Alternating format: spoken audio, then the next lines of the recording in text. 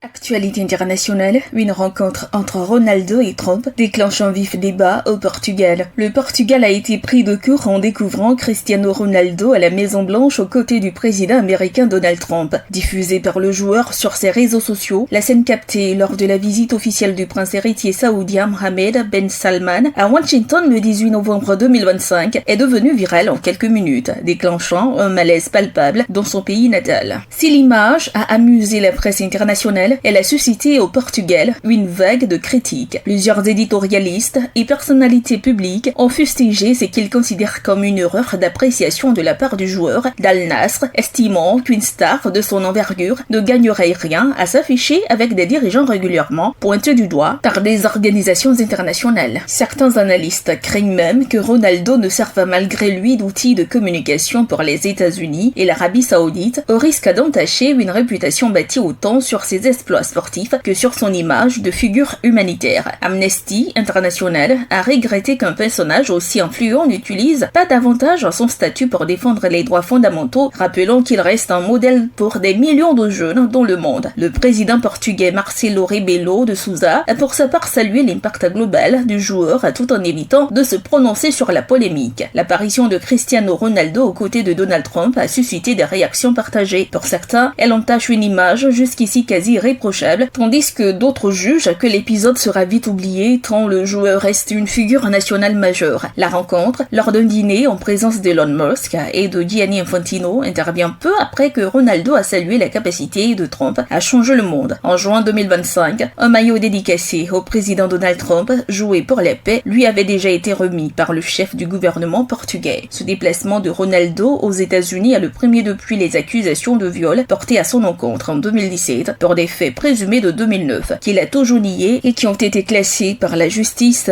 du Nevada en 2022. APRA, agence presse, radio et audio.